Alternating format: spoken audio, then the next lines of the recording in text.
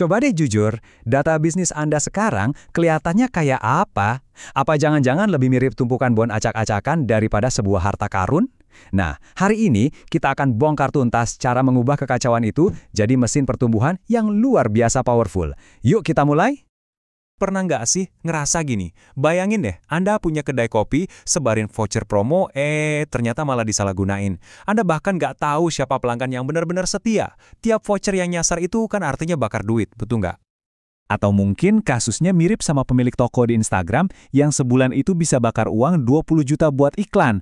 Tapi karena datanya amburadul, dia bingung, iklan mana sih yang beneran ngasilin cuan? Ini kan sama aja kayak nembak sambil tutup mata ya kan? Nah, ini yang mungkin paling serem nih, pelanggan yang tiba-tiba hilang gitu aja.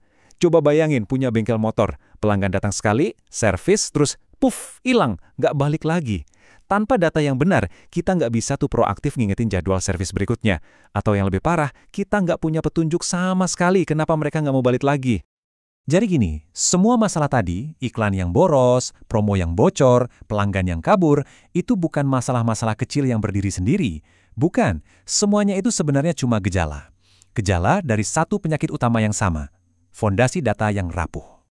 Banyak banget nih yang mikir, gampang pakai AI aja. Tapi ada satu kebenaran yang pahit nih. Kalau data Anda jelek, AI itu cuma akan mempercepat kekacauan. Beneran, Anda nggak bakal dapat solusi ajaib. Yang ada malah masalahnya datang makin cepat. Oke, terus solusinya gimana dong?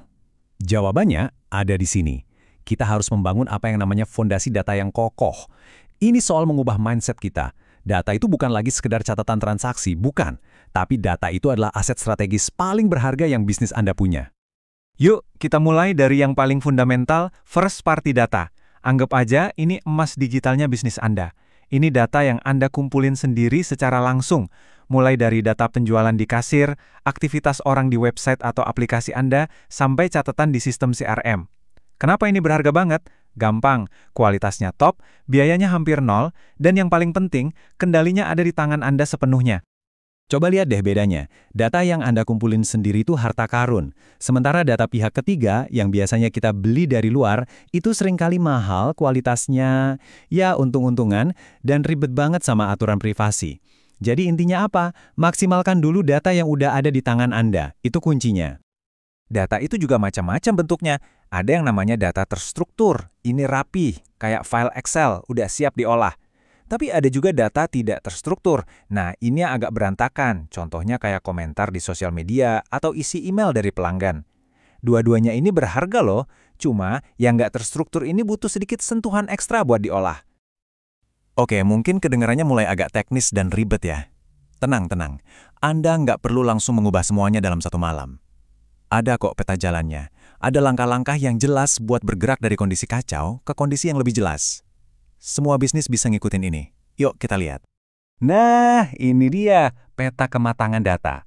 Coba deh sambil lihat ini, kira-kira posisi bisnis Anda sekarang ada di mana? Mungkin masih di level 0, di mana datanya nyebar di mana-mana, di Excel, di catatan buku, atau jangan-jangan udah mulai nih bergerak ke level 1. Peta ini nunjukin kalau ada jenjangnya, ada jalurnya yang jelas, step by step buat jadi lebih baik. Dan ini yang paling penting. Jangan langsung pusing mikirin gimana caranya bisa sampai ke level 4. Lupakan dulu. Langkah pertama yang paling krusial, yang dampaknya paling besar adalah pindah dari level 0 yang kacau ke level 1 yang mulai teratur. Cukup dengan satu hal, menyatukan semua data Anda di satu tempat. Itu aja dulu. Oke, jadi gimana caranya secara praktis kita mengubah data mentah ini jadi emas? Tenang, prosesnya nggak serumit yang kita bayangin kok. Ada sebuah siklus sederhana tapi luar biasa kuat. Prosesnya itu cuma 3 tahap. Gampang. Pertama, kumpulin. Kumpulin semua data dari manapun sumbernya. Sistem kasir, CRM, aplikasi, website. Kedua, kelola. Ini langkah kuncinya, di mana kita satuin semuanya di satu wadah, terus kita bersih-bersih dari data yang salah atau double. Nah, yang ketiga, analisis dan bertindak. Disinilah keajaiban yang muncul. Data yang udah bersih tadi, kita pakai buat cari pola, cari insight, dan akhirnya bikin keputusan yang jauh lebih cerdas. Tapi, ada syaratnya. Analisis sebagus apapun bakal percuma kalau datanya nggak bisa dipercaya. Anggap aja ada 5 pilar data yang sehat. Datanya lengkap nggak? Valid nggak formatnya? Konsisten nggak definisinya? Unik nggak jangan-jangan banyak data double? Dan yang terakhir, datanya masih segar atau udah basi? Kalau satu aja dari pilar ini goyang, wah seluruh analisis kita bisa ambruk. Oke, teorinya cukup. Sekarang kita masuk ke bagian yang paling seru, aksi nyata. Gimana caranya kita bisa pakai data yang bagus tadi buat sesuatu yang benar-benar berguna? Nah, kenalan yuk sama analisis RFM. Ini cara super ampuh buat kenal siapa sih pelanggan terbaik Anda. Yang pertama, R, yaitu recency. Artinya, kapan terakhir kali seorang pelanggan beli dari Anda? Logikanya gampang banget. Orang yang baru aja beli, kan otaknya masih panas, masih ingat sama brand kita. Jadi mereka ini yang paling gampang diajak ngobrol lagi. Kedua, F, yaitu frekuensi. Seberapa sering sih mereka balik lagi buat beli? Ini nunjukin loyalitas. Pelanggan yang sering beli itu artinya mereka percaya sama kita, sama produk kita. Mereka ini sahabat bisnis kita. Dan yang ketiga, M, monetary.